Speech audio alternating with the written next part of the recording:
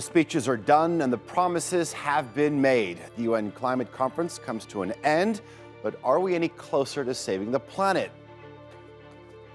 I'm Anya Knechtel, and today's newsmaker is the conclusion of COP26.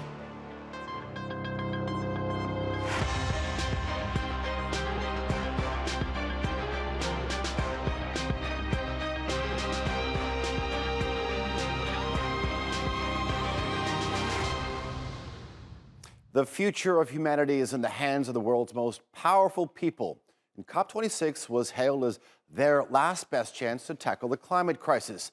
The UN summit has now come to an end, but how much progress was really made? Well, it really depends on who you ask.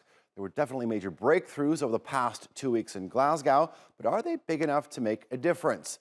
Let's check out the top 5 pledges made at this year's conference.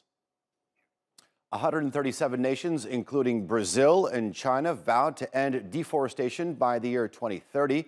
Narendra Modi made a shocking announcement declaring India would become carbon neutral by 2070.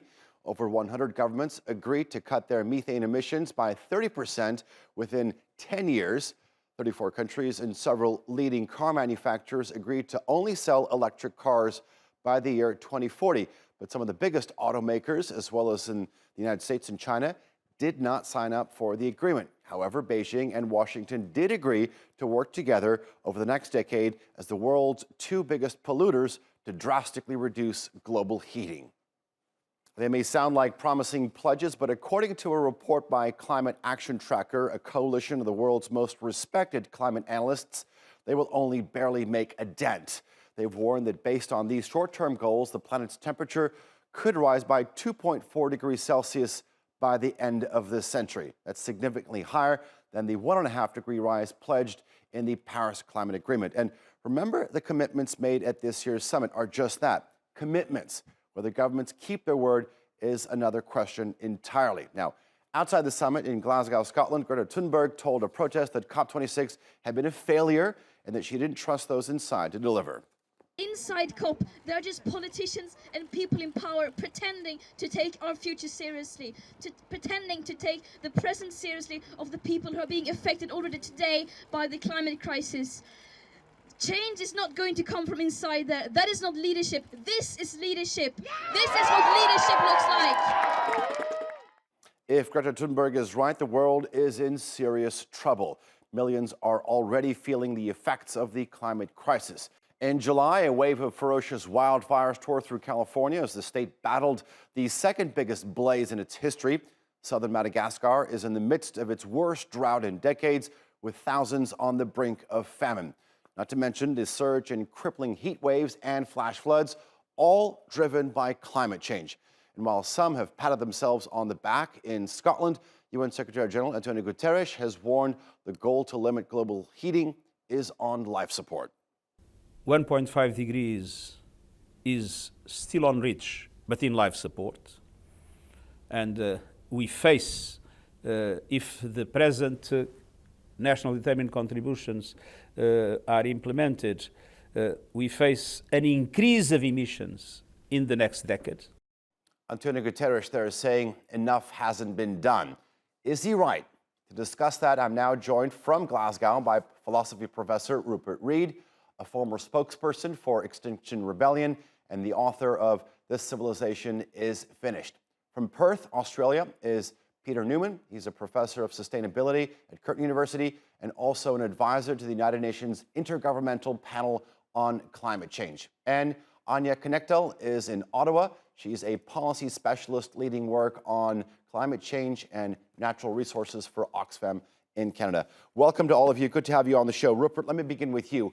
When you were on the show about 2 weeks ago, you said that we should acknowledge the fact, the real possibility that despite all the hopes that are out there, that the Glasgow summit probably has no chance of living up to expectations.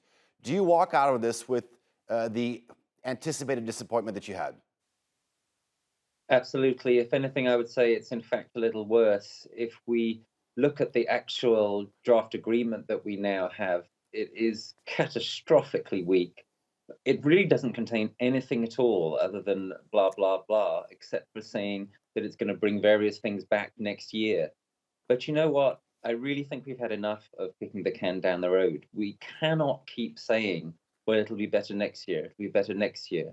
This is COP26. This was the COP that was supposed to turn things around, the one that was supposed to be a real sequel to Paris in terms of ratcheting up the commitments of countries, the one that is supposed to go along with the post-COVID reset to give us a new basis for our economy on the earth. We're getting nothing of the sort. Instead, what we have is a COP draft agreement, which is, as I say, almost entirely vacuous. And I think a really important thing to understand is that this agreement is the death knell for 1.5 degrees. There is no way now we are going to get to stay within 1.5 degrees. It is absurd for people to keep on saying, well, we've got to keep 1.5 alive. At least 1.5 on life support is better than 1.5 dead. There is nothing in this agreement that gives us any reason to believe that this globe is on course to stay within 1.5 degrees. On the contrary, all the indications say we're on course for 2.7, 2.8 degrees. That's what the real world indications tell us from Climate Action Tracker, from the UNEP emissions gap report, etc. So yeah, it's even worse, I'm afraid, than I thought it was 2 weeks ago. And I think we really need to level with the citizens of the world now about this. People say to me things like, oh, but Rupert, you have to keep hope alive. But look, there's a difference between hope and self-delusion. It is deluded to think that this COP is anything other than a very long suicide note by our civilization.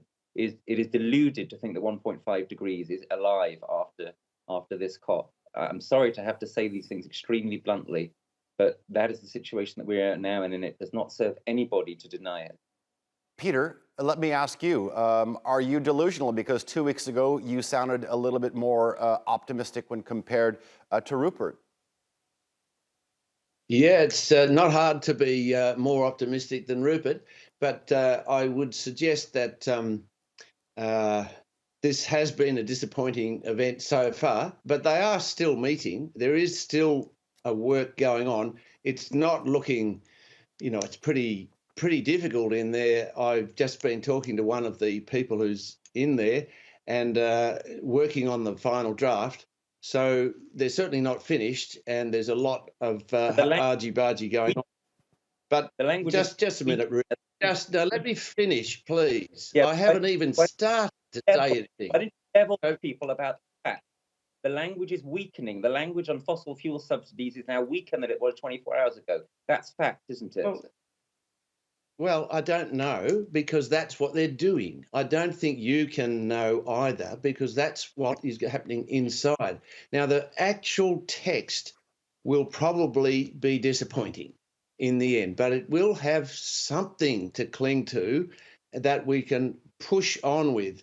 The main value in this whole thing is that we are focusing on climate change. It is the number one global event that's happening. And people are going back to their countries. The leaders are going back saying, well, we didn't look too good. Our own leader in Australia has come out of it terribly, and he's dropped in the polls significantly. So he's now announcing stuff to try and get things back on board. The pressure from the global community is mounting. There's no question about that. I always think that if we just depend on government making decisions, we probably will never solve this problem. Mm-hmm. But if we've got a lot of pressure coming from finance groups, business groups, NGOs, and the young people of this world, then we'll continue to have some hope, because things can change quickly. But you do have to believe in something hopeful in there and cling to it. There's no doubt about that. It's not as though it's delusional. There are some things happening, but it is difficult. Rupert, I see you shaking your head, but I want to bring Anya into this conversation. Anya, how do you walk up this? I mean, do we have something to cling on to, as Peter just said? I really feel like we're actually past the point where we need to be clinging on to hope. We need to be seeing real action on these issues. This is the 26th time that leaders have come together to address climate change, and we still haven't seen countries take sufficient actions to limit global warming to 1.5 degrees, or to support the most vulnerable populations in trying to deal with the ongoing impacts of climate change. And there's still some really vital elements that are missing from this draft text. And I would say that the most glaring one is any lack of mention of a finance plan for loss and damage that was proposed last night by the G77 group of developing countries. And, to be honest, acknowledging loss and damage will not bring back submerged homes or poisoned fields or lost loved ones. And so rich countries really need to stop blocking this progress and commit to doing something about it, and commit not just to promises about emissions reductions, mitigation efforts and strategies and adaptation, but actually start delivering on these. We need to see the requests of developing countries, of youth, of women, of NGOs actually filtrating into these negotiations in a serious way, and for our government to take real action. Anya, since you mentioned, I mean, funding is without a doubt one of the most crucial elements in the fight against the climate crisis. And there have been a lot of sort of figures being thrown around. I mean, whether it's the $100 billion goal or the next, a $500 billion over the next 5 years. One, do you think that these are optimistic? And two, more importantly, why are these being left out? Well, in terms of, we have two things here. We have the climate finance pledges, the $100 billion, which countries first spoke about in 2009, that their goal was to deliver $100 billion per year to developing countries to support mitigation and adaptation efforts by 2020. We're now seeing with the latest report that they're not planning to even step up to that commitment until 2023. And we're seeing serious gaps in terms of the funding that's occurred so far. In just 2019, for example, that was short $20 billion. And so we look at the gap in funding that countries are dealing with, and we have to understand that those are lost opportunities. Those are opportunity costs that can be counted in lives, counted in people's efforts to actually cope and respond to the crises that they're dealing with. So first and foremost, I think that developed countries need to step up and actually push forward that timeline for the $100 billion commitment. They need to address the funding gap from past years that they have missed on that target. And then moving forward into 2025, they need to look at the rising cost of adaptation that's going to occur with worsening climate change.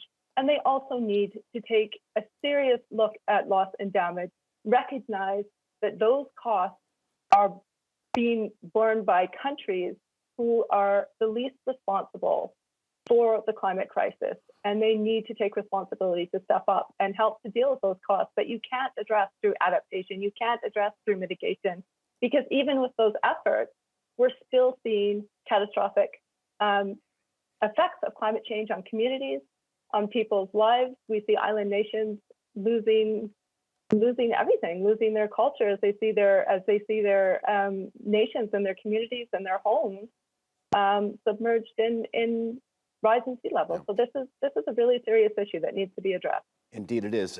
Rupert, what Anya is talking about, like you said, is literally kicking the proverbial can down the road. I mean, in the opening speech, Sir David Attenborough says, humans are the greatest problem solvers on this planet. From the sounds of it, you don't have much faith in humans. Look, what this is about is bigger than any problem. If it was a problem, we could fix it, right? This is a condition. It's a condition that afflicts our entire economy and, if you will, our entire species. And the condition is that we are addicted to carbon. We are addicted to fossil fuels. And we show very little sign of coming off that addiction. And what I'm saying is it behooves us to be honest about that. Now, that is having faith in human beings. It's having faith that when human beings are told the truth, then they will be willing to respond accordingly. But so long as we carry on pretending that everything's going to be okay and we'll fix it next year, then people are not being told the truth and people can't respond accordingly. That's why I say it is vital now to strip away the illusion and to make plain no one is coming to the rescue. Our so-called leaders are not going to save us. That is not what they are planning on. There are absolutely zero sign at this COP that that is what they are planning on. As Anya said, They've had ample opportunities to do the things that she was saying. They are clearly not going to do those things this year, and there's no real reason to believe that they'll do them next year. What will happen next year, unless something changes, is that they'll just do the same operation all over again. They'll say, wait till COP28, we'll sort it out with COP28, and they still won't have paid the 100 billion. They still haven't paid, the rich countries still haven't paid the 100 billion that they promised 12 years ago, and they're still not going to pay it this year. And if I sound angry, it's because I am. And I think that it behoves us all to face the situation plainly. And the reason the three of us are here is that we are experts on various dimensions of this problem. And nearly everyone watching at home is not so expert. And it is absolutely critical that we level with the people watching at home. So I'm leveling with you, and I'm saying to you, no one is coming to the rescue. This has to be a moment in which we pivot to a whole different way of doing things. We need bottom-up resilience strategies, bottom-up strategies for adaptation, because we cannot rely on our so-called leaders to fix this. They are not going to fix this. They are not fixing this. We're going to have to take it on ourselves. And you know, right now here in Glasgow, right now, there is a walkout going on from the COP. There is a walkout going on of many indigenous peoples, peasant peoples, climate justice activists, many of my own colleagues. Unfortunately, I'm not there because A, I'm doing this program with you, and B, I've got COVID and I'm self-isolating. But everyone who can be there is there. There are huge numbers of people walking out right now from the blue zone, the official zone in COP26. And I think that's the right thing to do. I think that explains clearly that this COP is arguably part of the problem more than it's part of the solution. And any of us who are not prepared to say that sort of thing, we risk being complicit in the illusion that they're going to fix this. They're not.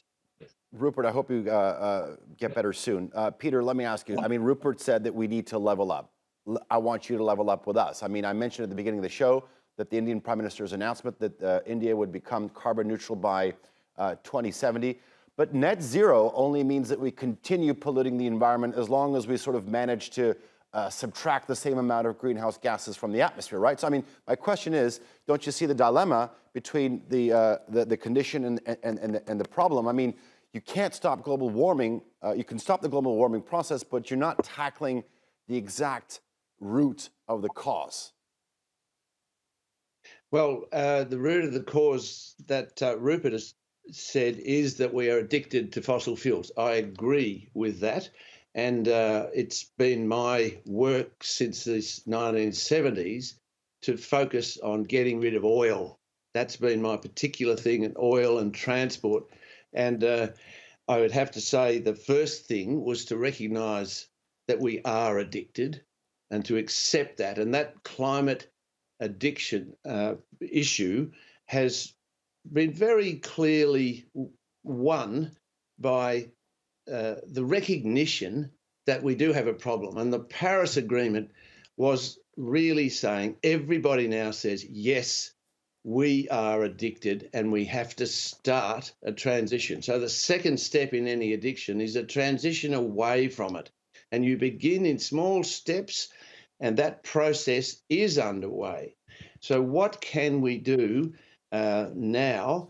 Well, there is a lot more that we can now do that we didn't know even 5 years ago with the Paris Agreement.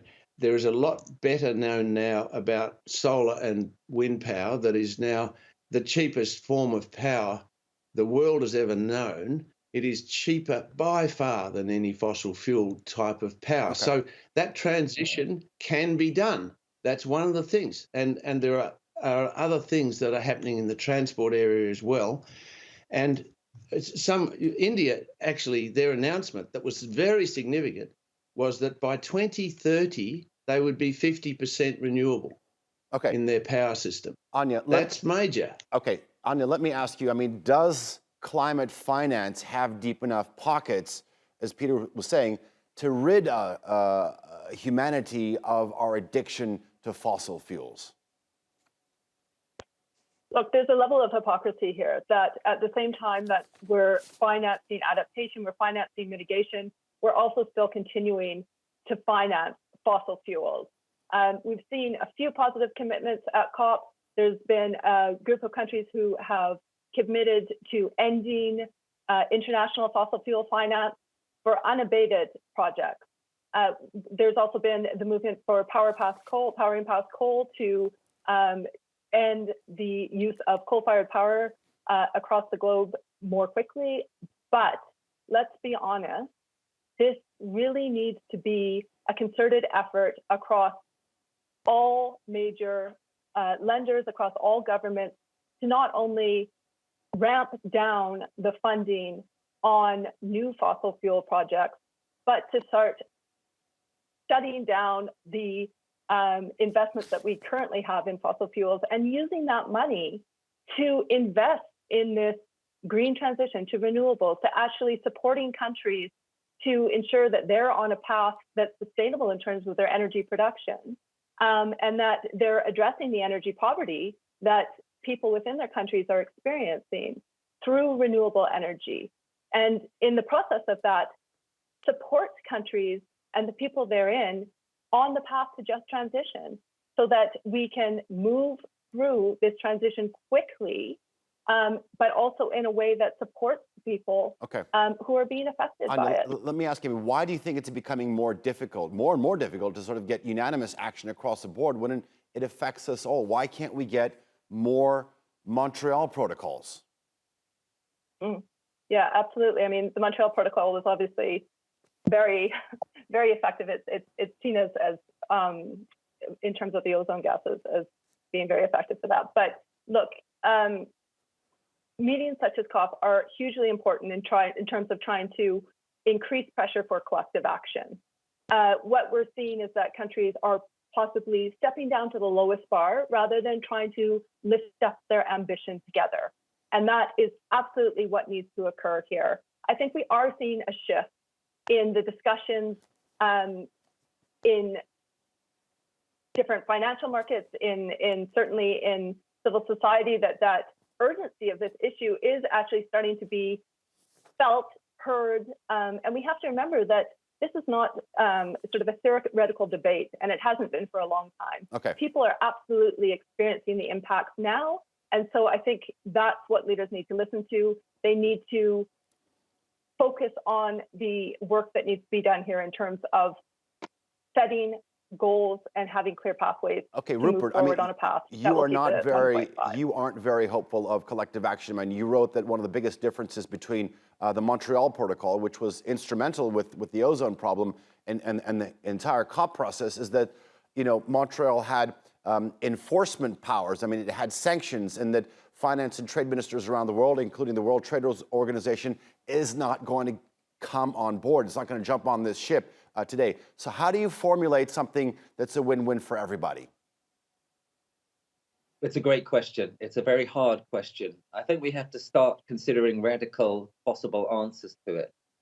COP26 has failed us and is failing catastrophically our children. The whole COP process, the whole 26, 27 years of it starts to seem more and more like a failure.